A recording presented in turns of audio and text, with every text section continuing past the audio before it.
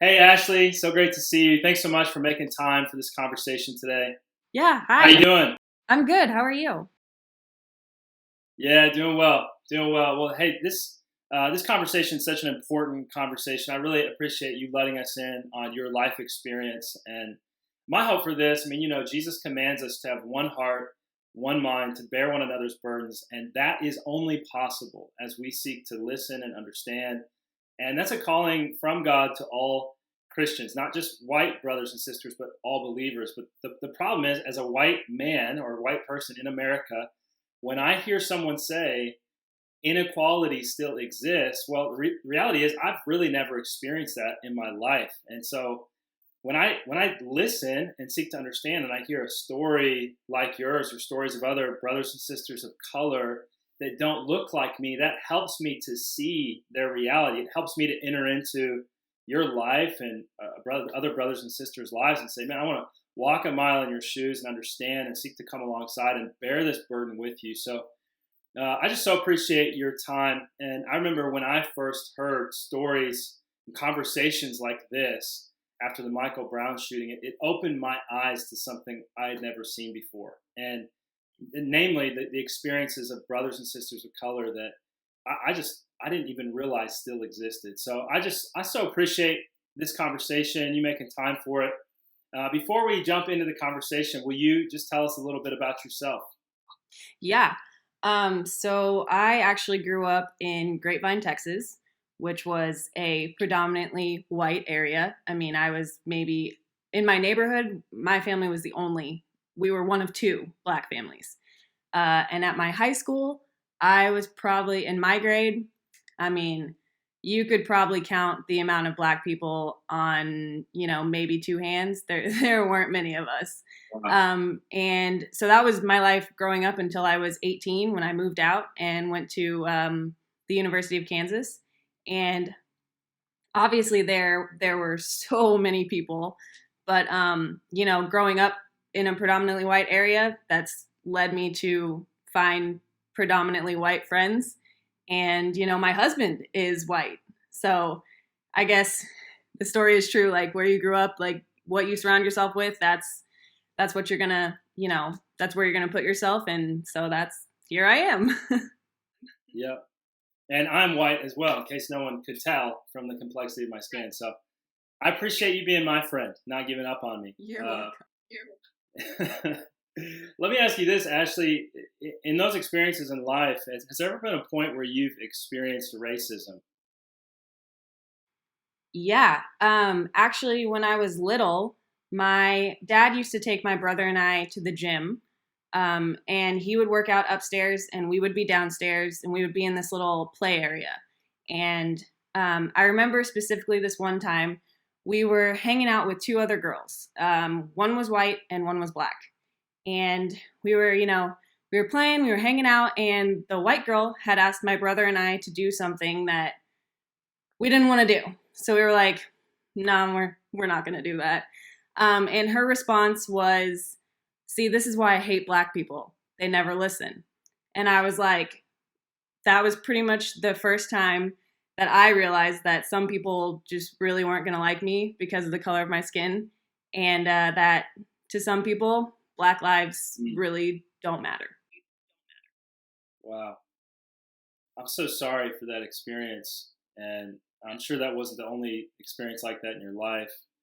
How did that affect you as a kid? I mean, for that to be said to you at such a young age, especially understanding where you were raised, the communities in which you kind of grew up, like how did that impact you?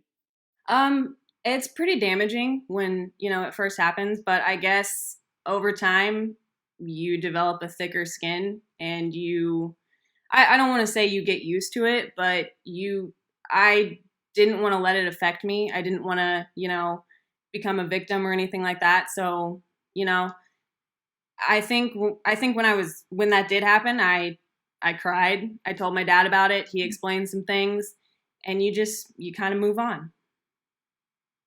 Wow. Wow. When you see things like the murder of Ahmaud Arbery or George Floyd, and those are just a few names. I mean, there so many stories like this over time, unfortunately, I mean, this has been a story in America for 400 years. And I mean, you see a story like Ahmaud Arbery, it feels like a modern day lynching.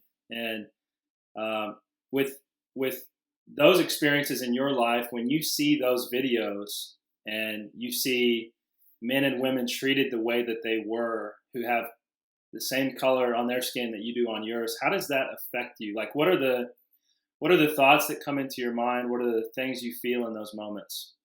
Um, One of the first feelings is rage. Just so angry and devastating. It's so sad to see because these are people, like you said, that look just like me. But then also fear. Fear comes in pretty quick because as a person of color, it doesn't take long for you to start imagining those men being your brother or your father or your uncles or your cousins or any one of your family members, and really the fear is what lasts for days. Wow. In those moments, where do you find yourself? Like, how do you find yourself turning to God in those moments? How does God meet you in that place? I mean, I just can't imagine seeing that, experiencing those feelings, and then seeing it again and again and again. Like, how do you not lose hope? um I think really not losing hope really comes down to God. Just praying for protection over my family, praying that God would be there for them, for me. um that's that's the only way I can keep hope. So yeah. Yeah.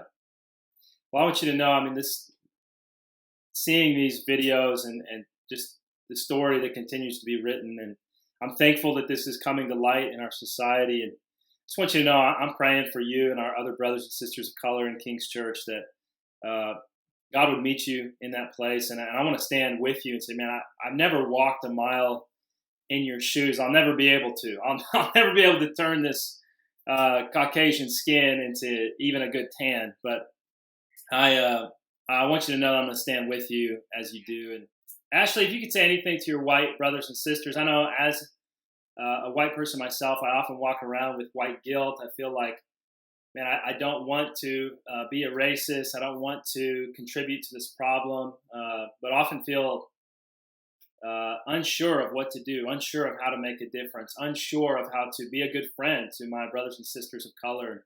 It's one of the questions I've been asking is, how do I be a good friend to you in this moment? How do I be a good friend to my brothers and sisters of color when I haven't had your experiences, but I do want to love you in the experiences that you're having? If you could say anything to your white brothers and sisters, what would you say? I would start by saying I love you, and just thank you for standing with me, and thank you for standing with us. But I would also say your voice matters too. Keep speaking up, keep listening, keep learning, but most importantly, keep praying. That's so great. Thank you. If you could say anything to your brothers and sisters of color, what would you say? I would also say that I love you too, and that you're beautiful, and that your life matters, and your voice matters. Don't stop believing, and keep praying for change. Amen.